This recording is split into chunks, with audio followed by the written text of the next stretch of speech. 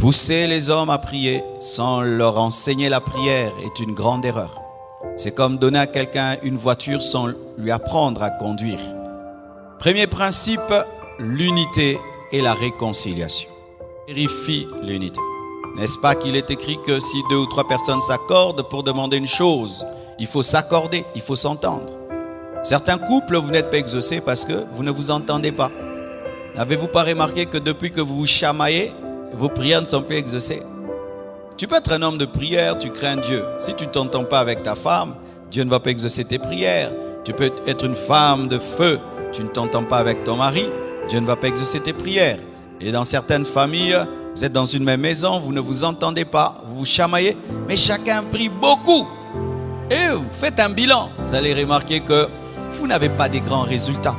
Parce que comment tu peux avoir un grand Dieu, mais toute ta vie, tu ne vis rien d'extraordinaire? Ah oui, il faut se poser de telles questions. Des fois, ce n'est que la clé, unité et réconciliation qui n'est pas respectée. Vous êtes en jeûne, vous avez des ennemis. Vous êtes en jeûne, vous êtes divisés.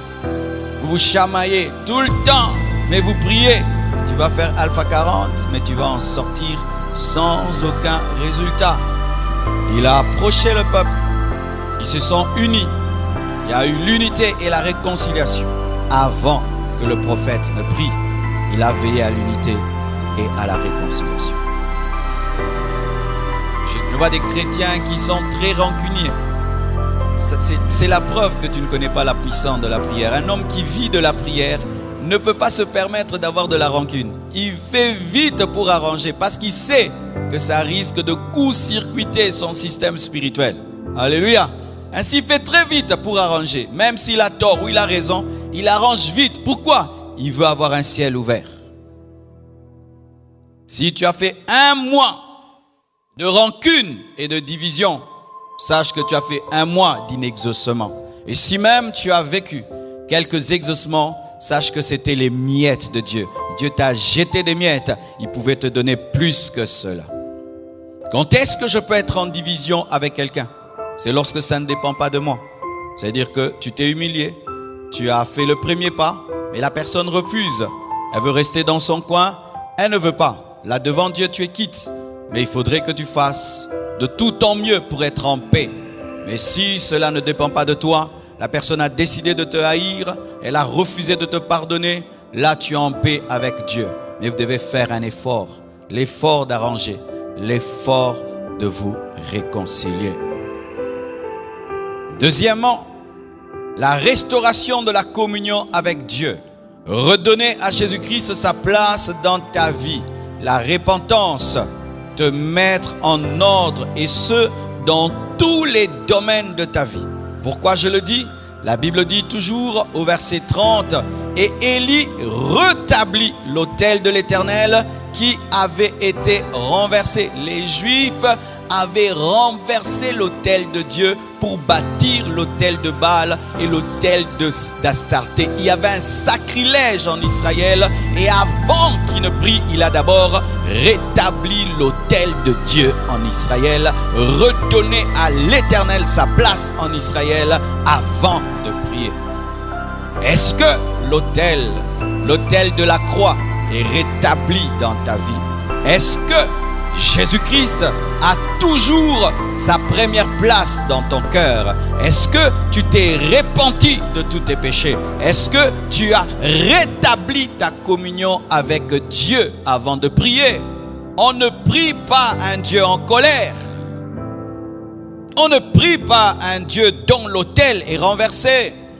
On ne prie pas un Dieu dont l'autel est anéanti. Il faut rebâtir la communion, rebâtir l'intimité, se repentir, redonner à Dieu sa première place dans ta vie. Avant de prier, il faut que celui que tu pries soit le premier de ta vie. L'autel de Dieu. Et aujourd'hui, l'autel pour nous, c'est la croix. Et celui qui doit être au centre de nos vies, c'est Jésus-Christ de Nazareth. Troisièmement, il faut présenter Jésus-Christ au Père.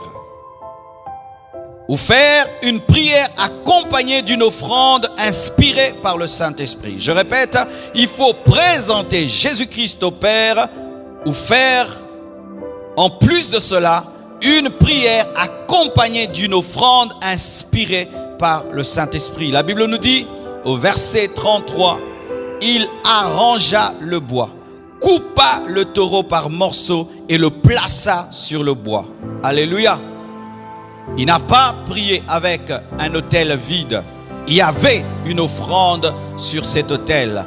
Et l'offrande sur notre autel, d'abord, c'est Jésus-Christ de Nazareth. Lorsque tu pries, tu dois présenter Jésus au Père. Tu ne dois pas présenter ta propre justice. Tu ne dois pas présenter ton estomac vide. Tu ne dois pas présenter tes efforts. Tu dois présenter Jésus. Tu dois prier au nom de Jésus. Rappelez-vous des enseignements sur la prière au nom de Jésus. Dieu ne nous exauce pas. Il exauce son Fils en nous. Il a dit, ce que vous demanderez en mon nom, je le ferai. Quand tu pries, prie au nom de Jésus. Quand tu pries, prie au travers de l'œuvre de la croix. Quand tu pries, compte sur le sacrifice de Jésus-Christ à la croix. Ne te fonde pas sur toi-même, mais fonde ta prière sur l'œuvre de la croix. Il faut un sacrifice sur l'autel. Alléluia. Deuxièmement, après que tu aies prié au nom de Jésus-Christ, le Saint-Esprit peut te demander d'accompagner ta prière d'une offrande. La Bible nous dit que lorsque l'ange est apparu à Corneille, il lui a dit quoi? Tes prières et tes aumônes ont été entendues. Pas seulement les prières, les aumônes aussi. Tu peux faire des prières accompagnées des offrandes et des offrandes que le Seigneur te demande. Lorsque tu pries, n'entends pas seulement Dieu dans le domaine des révélations, qui est l'homme de ta vie, qui est la femme de ta vie, qui est le sorcier, mais aussi en matière des offrandes. Dieu peut te dire, cette prière, tu es en train de demander les études, tu es en train de demander le succès, tu es en train de demander la prospérité, tu es en train de demander un travail, donne aussi une offrande. Tu es en train de demander ceci, accompagne ta prière d'une offrande. Alléluia. Quatrièmement, il faut se donner soi-même. Il faut te donner toi-même. Jésus-Christ s'est donné. Il est l'offrande, mais il y a aussi des libations. La Bible nous dit que lorsque Élie a établi l'autel, rétabli l'autel, il a mis l'offrande, mais en plus de l'offrande, il a demandé à Israël de verser 3 fois l'eau. Et cela, c'est la libation. C'est toi la libation. Jésus est le sacrifice principal, toi tu es l'eau. Tu dois te donner toi-même à Dieu. Dieu exauce la prière de celui qui s'est donné à lui-même. Et totalement. On ne dit pas qu'on a versé l'eau une fois, ni 2 fois. C'était 3 fois. Et l'homme a 3 parties. Le corps, l'âme et l'esprit. Et Dieu te demande de l'aimer de tout ton corps, ton âme, ton esprit. Tu dois te donner totalement. Tu dois verser l'eau 3 fois. Alléluia. Tu dois te donner totalement. Et cette eau est versée sur l'offrande. Et ta vie, tu la donnes à celui qui a donné la sienne en premier. Si tu ne donnes pas ta vie à celui que tu pries, c'est une escroquerie spirituelle. Tu ne recherches que son aide. Seigneur, donne-moi. Seigneur, aide-moi. Seigneur, donne-moi. Seigneur, aide-moi. Ok, mais donne-moi ta vie. Non. Aide-moi, bénis-moi, protège-moi, mais donne-moi ta vie. Je ne veux pas. Non, frère, Dieu ne fonctionne pas ainsi. Tu dois répandre ta vie sur l'autel. Tu dois te donner à celui qui s'est donné. Et quand tu prieras, le feu tombera. Cinquièmement, il faut connaître celui que tu pries. La Bible nous dit, au moment de la présentation de l'offrande, Élie le prophète s'avança et dit, Éternel Dieu d'Abraham, d'Isaac et d'Israël. Il savait à qui il s'adressait. Il ne priait pas en l'air, il ne priait pas un Dieu inconnu. Il savait que celui qu'il priait s'appelait l'Éternel, qu'il était le Dieu d'Abraham, d'Isaac et d'Israël. Il connaissait celui qu'il priait. Connais-tu celui que tu pries?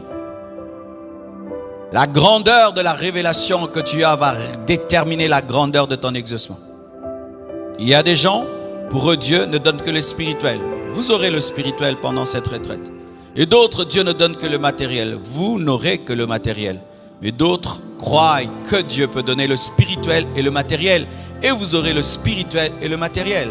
Et certains, ils croient que Dieu est le Dieu qui donne la fourmi. Il te donnera la fourmi, mais d'autres croient que Dieu peut aussi donner l'éléphant et il te donnera un éléphant. Tout dépend de ta foi. Si tu crois que Dieu peut faire des grandes choses, il fera des grandes choses. Mais si tu crois que Dieu ne fait jamais des grandes choses, il n'en fera jamais. Frère, qui est ton Dieu? Quelle est la révélation de ton Dieu? Mon Dieu, c'est celui qui ne m'a jamais abandonné. Ça, c'est le nom de mon Dieu. Celui qui ne m'a jamais abandonné. Est-ce que tu as une révélation personnelle de Dieu? Quand tu dis Jéhovah Jireh, est-ce que tu as cette révélation? Jéhovah Shikenu, Adonai, Elohim, Eloheka. Est-ce que tu as une révélation personnelle de Dieu?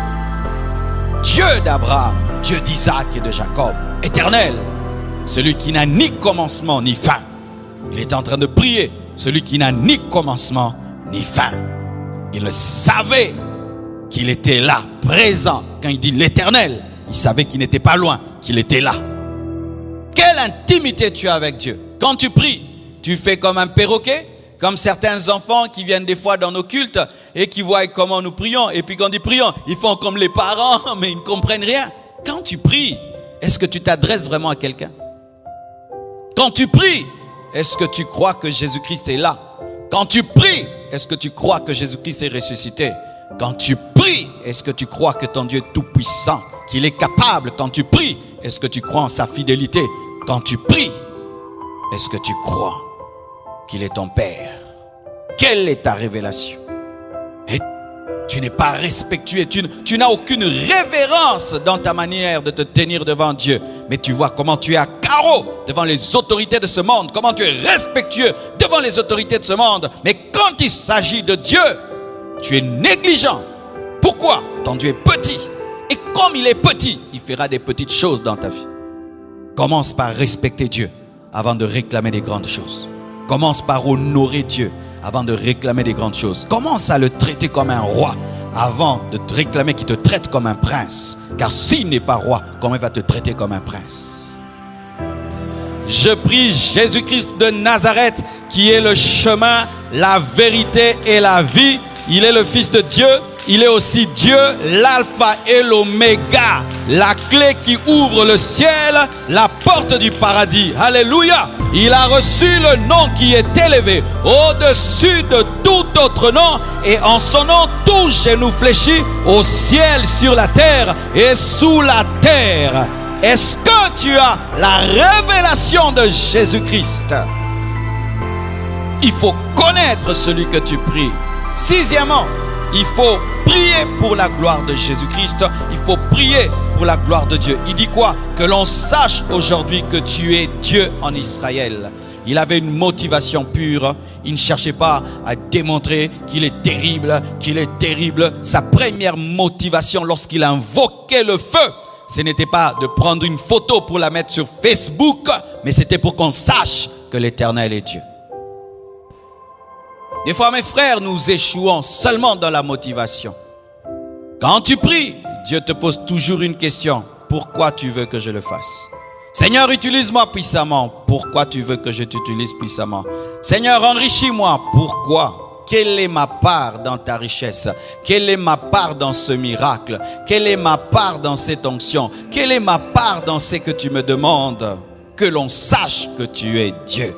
Il cherchait à rétablir l'honneur de Dieu. Purifiez vos motivations et Dieu vous exaucera. Ne tombez jamais dans la rivalité, dans la compétition. Si tu veux perdre la faveur de Dieu quand tu pries, commence à faire des choses par rivalité. Commence à demander des choses par compétition. Commence à demander des choses pour prouver aux autres. Commence à demander des choses pour ta propre gloire. Tout d'un coup, la grâce s'arrêtera. Parce que Dieu ne vient pas te glorifier, il vient se glorifier en toi. Il vient se glorifier en toi. Alléluia. Et aussi, septièmement, tu dois connaître qui tu es. Que je suis ton serviteur. Et toi, tu es plus qu'un serviteur. Tu es plus qu'un ami. Tu es l'épouse du roi. Est-ce que tu crois ça? Dis, je suis la femme de Jésus-Christ. Tu dois te connaître. Et ça, ce n'est pas de l'orgueil. Tu dois connaître. Élie savait qu'il était un prophète et il savait qu'il était un serviteur de Dieu. Il savait qu'il était différent des prophètes de Baal. Il savait que lui n'était pas prophète de Baal, qu'il n'était pas prophète d'Astarté. Et ce n'est pas un péché de dire, moi je ne suis pas un faux serviteur de Dieu. Amen. Hein? Si tu sais que tu n'es pas un faux serviteur de Dieu, dis-le. Je ne suis pas un faux serviteur de Dieu. Lorsqu'on a dit aux apôtres qu'ils étaient ivres de vin, ils ont dit qu'ils n'étaient pas ivres de vin. Ils ont dit qu'ils étaient remplis du Saint-Esprit. Défends qui tu es et tu dois savoir qui tu es. Et quand tu te tiens devant Dieu, tu sais que tu es co-héritier avec Christ. Tu es adopté par Dieu et tu es digne de prier et de dire Père, parce que Dieu est devenu ton Père depuis que tu as cru en son Fils. Tu ne te tiens pas devant Dieu en train de mendier, mais tu te tiens devant Papa. Arrête de prier Dieu comme si tu étais un esclave. Être béni dans la vie chrétienne, ce n'est pas un accident, c'est la vie chrétienne normale. Mes frères, être exaucé, ce n'est pas quelque chose d'extraordinaire dans la vie chrétienne. C'est la vie chrétienne normale. Jésus était toujours exaucé. Et tel il est, tel nous sommes. Voir des miracles, ce n'est pas extraordinaire. C'est la vie chrétienne normale.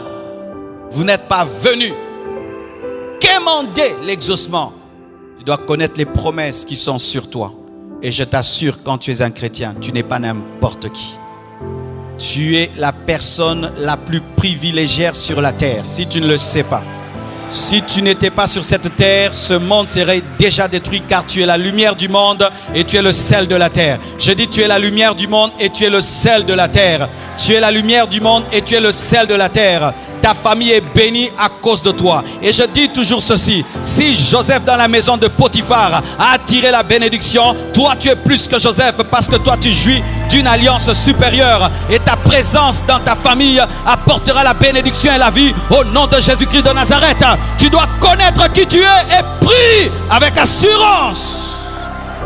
Et aussi, il faut prier selon la volonté parfaite de Dieu. La Bible dit ceci, et que je fais toutes ces choses par ta parole.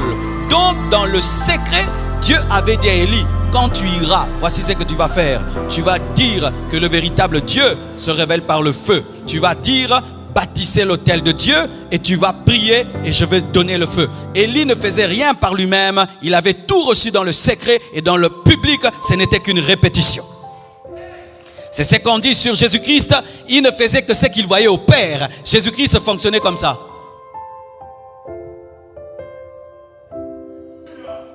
Alléluia. Il regardait le ciel et il faisait sur la terre. Même le tabernacle de Moïse, c'était quoi? L'image du ciel. Si tu veux être exaucé, regarde le ciel et prie. Regarde le ciel et fais. Regarde le ciel et fais.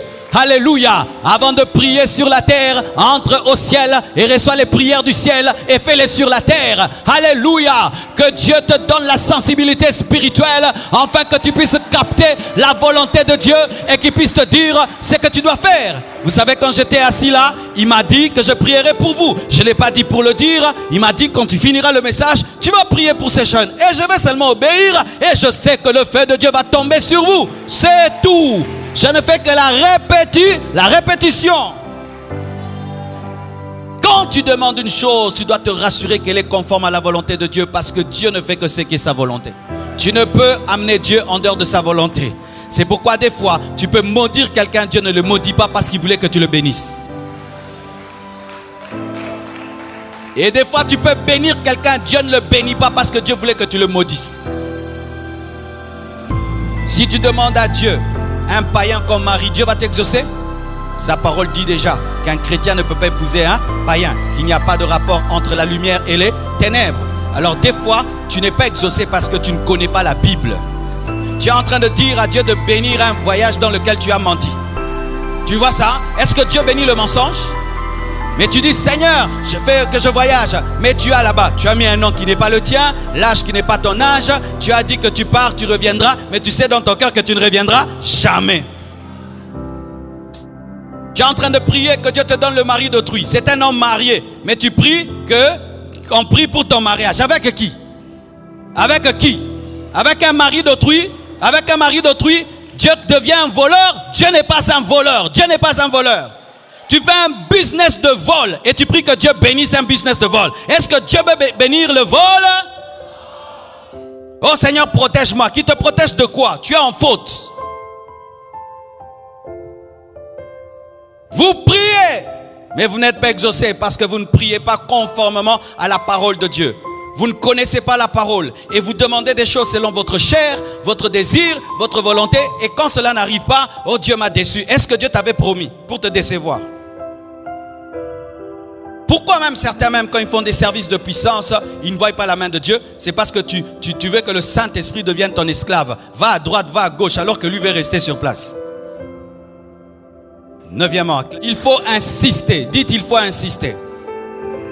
Au verset 37, la Bible dit: réponds-moi, Éternel, réponds-moi. Réponds-moi, Éternel, réponds-moi. Il n'a pas dit réponds-moi, mais il a dit réponds-moi, Éternel, réponds-moi. Il pouvait dire réponds-moi, mais il a dit réponds-moi, Éternel, réponds-moi. Et lorsque vous étudiez Élie était un homme très déterminé, très assidu. Vous voyez, lorsqu'il a demandé que la pluie tombe, il a prié 7 fois. 7 fois il a prié. C'était un homme déterminé. C'était un homme qui ne lâchait pas facilement. Frère, je vais te dire la vérité. Il y a des choses que tu demanderas, Dieu les donnera directement. Mais il y a d'autres, tu devras insister. Et pas parce qu'il y a un démon. Des fois même, c'est vrai, il y a des puissants des ténèbres qui peuvent s'y opposer, comme cela est arrivé avec Daniel. Mais des fois, c'est Dieu seulement qui veut tester ta détermination. Vous voyez, lorsque Bartimée était en train de crier, Jésus-Christ l'entendait, mais il a laissé crier davantage. Alléluia. Il a entendu dès la première fois, mais il voulait savoir s'il le voulait vraiment. Et des fois, quand tu pries, Dieu veut tester si vraiment tu le veux. Tu pries, mais tu n'es pas déterminé, c'est ça ton problème. Tu lâches vite. Tu quittes une requête pour une autre. Pendant un temps, tu demandes telle chose, quand ça n'arrive pas, tu lâches. Et tu pries, ça n'arrive pas, tu lâches. Et tu as beaucoup de chantiers spirituels. Sois comme Jacob, je ne te lâcherai pas si tu ne me bénis pas. Il a tenu l'ange jusqu'à ce qu'il ait été béni. Prie avec détermination. Et quand tu pries avec détermination, tu n'écoutes pas ta chair. Vous savez qu'au départ, lorsqu'on prie, la chair nous dérange. Tu es distrait au début de la prière. Il y a beaucoup de pensées qui te dérangent. Tu es faible, tu sens que tu as faim. Tu as même envie d'arrêter le jeûne. Mais quelqu'un qui est déterminé, il continue. Je ne te mentirai pas, prier, ce n'est pas toujours facile. Ce n'est pas toujours facile de prier. C'est toujours une guerre. Même si tu as 50 ans de vie de prière, tous les jours, tu dois te battre. Tu dois te battre. Mais certains, vous lâchez facilement. Tu pries bien lundi, mardi, tu ne pries pas. Tu as une requête, tu la lâches. Tu as 2 requêtes, tu lâches. Mais frère, va jusqu'au bout, jusqu'à avoir un témoignage. Éternel, réponds-moi. Éternel, réponds-moi. Je ne répète pas parce que je doute, mais je répète parce que j'insiste. 10e, il faut avoir un but spirituel, même derrière des choses matérielles. La repentance, l'adoration, les actions de grâce, la gloire de Dieu, le réveil. Écoutez la prière d'Élie, il dit: afin que ce peuple reconnaisse que c'est toi, Éternel, qui es Dieu, et que c'est toi qui ramènes leur cœur. Tout ce qu'ils demandaient là, que le feu tombe, tout ce qu'ils demandaient, que la puissance de Dieu se manifeste. La seule chose qu'il recherchait, que l'on sache qui l'Éternel est Dieu et qui ramène les cœurs. Il voulait qu'Israël revienne à l'Éternel. Il voulait qu'Israël abandonne Baal et Astarté.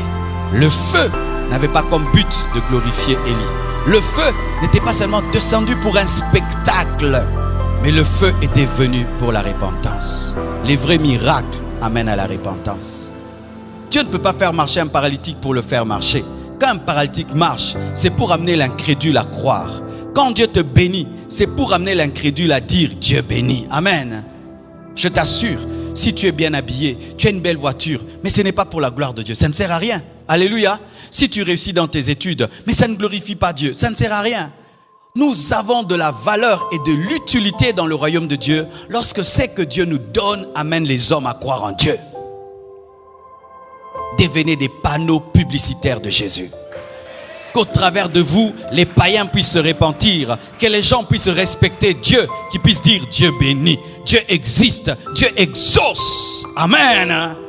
Que l'on sache que tu es Dieu et que c'est toi qui ramènes leur cœur, pas moi, mais toi. Ensuite, vous voulez dire Seigneur, j'aimerais qu'au travers de ce miracle, tu ramènes Israël à toi. En soi, c'est un miracle pour la repentance. Ne cherchez pas la puissance pour la puissance. Recherchez la puissance pour des raisons spirituelles. Amen. Et la Bible dit ceci. L'exaucement vint. Et le feu de l'Éternel tomba encore aujourd'hui. Je crois que Dieu étonne encore aujourd'hui. Et que le feu de Dieu tombe sur ta vie. Qu'il consume le bois, qu'il consume l'offrande, qu'il consume les pierres, qu'il absorbe l'eau et que les gens soient tétanisés par ce que Dieu va faire dans ta vie et qu'ils puissent dire mana mana, qu'est-ce que c'est? Mana mana, qu'est-ce que c'est? Nous n'avons jamais vu une telle chose. Mana mana, qu'est-ce que c'est? Et qu'au travers de ce que Dieu fera dans ta vie, que ta famille se répande, que ton quartier se répande, que tes amis se répandent, que les gens viennent à lui et puissent l'adorer, qu'au travers de ton exaucement, qu'il y ait des louanges, des actions de grâce, de l'adoration. Je prie, Seigneur, que tu fasses de moi un motivateur d'adoration, un propulseur d'adoration, qu'au travers de ma vie, des hommes puissent chanter, puissent dire Dieu est fidèle, Dieu est capable, Dieu ne ment jamais. Frère, Dieu veut t'utiliser pour amener des hommes à tomber sur leur visage, pour l'adorer, à se convertir, à se repentir. Lorsque tu tiendras ton bébé, ton médecin va se repentir. Lorsque tu tiendras ton bébé, ton médecin va se repentir. Lorsque tu tiendras ton bébé, ton médecin va se repentir. Lorsque tu tiendras ton bébé, ton médecin va se repentir. Mana, mana, qu'est-ce que c'est?